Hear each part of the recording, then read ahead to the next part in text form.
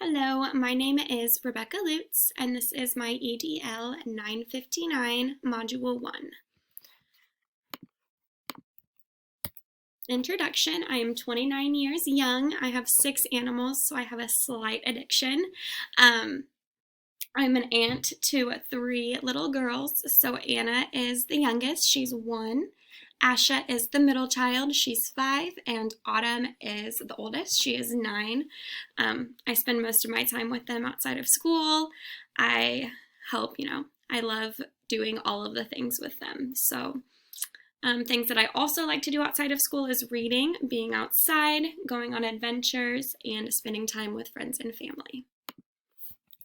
A little bit about my work. So I work at Mathis Early Learning Center, which is in USD 345 School District. I have been teaching here for 4 years, which the very first year I was here, we moved into our own building. So we have 9 teachers, 2 full-day classrooms, and then the rest are half-day. I've been teaching for a total of 5 years. I taught at Sheldon Head Start before this. We have a fully inclusive preschool model, so we have a third special education, a third at risk, and then a third state pre-K, or also known as community students. So I'm not only the regular education teacher, I am also the special education teacher. I definitely was very nervous at first, and now I absolutely love it. I'm also a mentor this year and I'm on the building leadership team and the site council. So got a lot of stuff going on. My animal obsession. So over here is Daisy. This is Bolt, Mittens, Tiki, which she was my, she's a bearded dragon. She was my classroom pet, but then I didn't want to share her anymore. So now Hammy up here is our new classroom pet. We've had him for about a month now. The kids absolutely love him. And then this is Kona, which Bolt and Kona were both rescues. She was from the Manhattan shelter and he was from the Topeka shelter.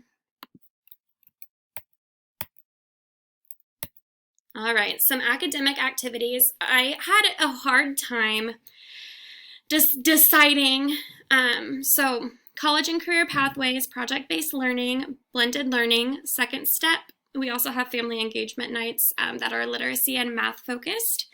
CR success, handwriting without tears. And then I had a hard time deciding whether social work, speech, and OT and PT would be considered non-academic or academic. But with my age of kiddos, if they're getting those services, they generally need them in order to participate in, a regular class or in our classroom. So I decided to categorize them as academic. So we have a social worker on site. We also have 2 speech paths and occupational therapy and physical therapy services. We also just started a new curriculum called Haggerty, which I'm obsessed with. And then also professional development. So reflection, administration does support these activities. I believe that they're important to teach, but they're just as important as soft skills or, career ready skills. I feel like soft skills should come first and then academics.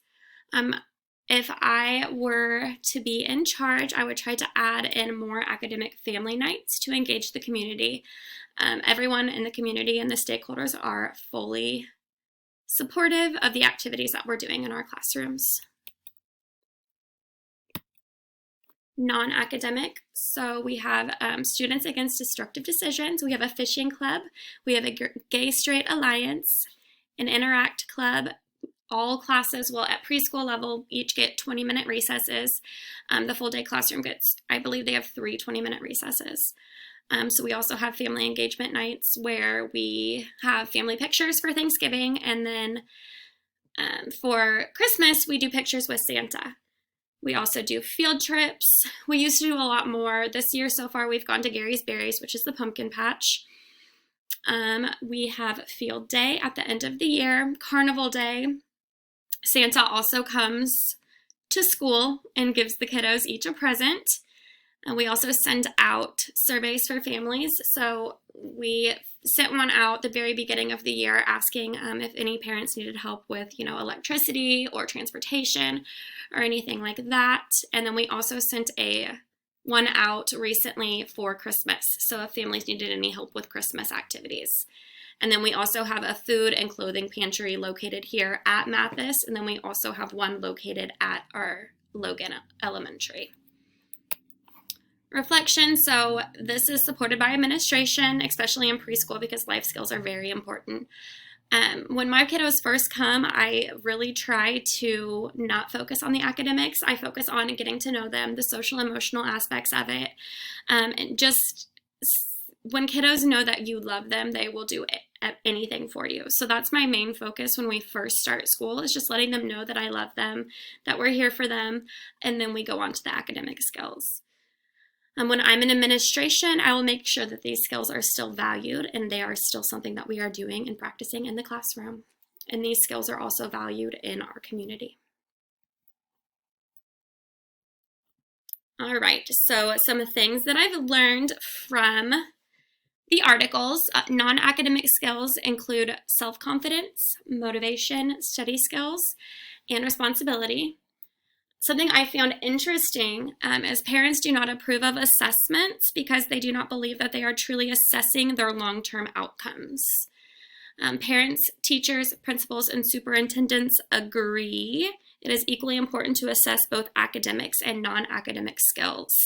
Actually, about 1 in 10 teachers say that formal and informal assessments used by their school to gauge non-academic academic skills do not measure them very well. Every Student Succeeds Act includes at least one non-academic indicator in their school accountability framework. So this is causing schools to explore options for teaching non-academics. K through 12 schools are under the assumption that soft skills are already in place when the kids come to them. That was something that was kind of crazy and mind-blowing to me, because some kiddos may come to you ready with those skills and others will not. Healthy homes and high quality preschools help support these skills, but they still need to be built and added onto at school. Coming up with names for the skills have been very difficult.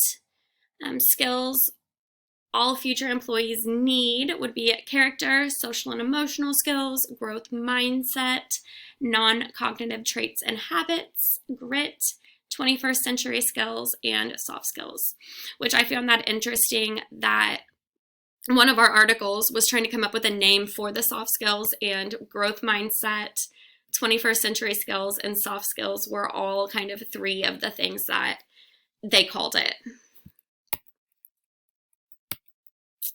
And the correlation, I believe that this assignment was in direct correlation with the learning objective, because in this assignment we brainstormed different academic and non-academic activities that our school is currently using. We then had to think about what, if anything, we would do differently when we are in the administration field. Relevancy. So the research that was provided and that I found expanded my knowledge of how leadership impacts academics and non-academics, because it gave me more information on why non-academics was important and why we need to be teaching these skills in the classroom. This assignment was relevant to my current learning, because non-academics is something that I am teaching in school and something that I want to make sure stays in the schools for the years to come. My key takeaway was the importance of teaching non-academic skills in the school setting. And then my reflection. This activity improved my future educational leadership skills because it opened my eyes to how important soft skills are for the schools. Knowing how important this is makes me certain that as a leader, I would do anything in order to continue to teach these skills in school. I also want to share with my peers the importance of this and hope that they are also on board with the importance of teaching these skills. All right, and here are the resources that I used throughout my presentation. Thank you guys.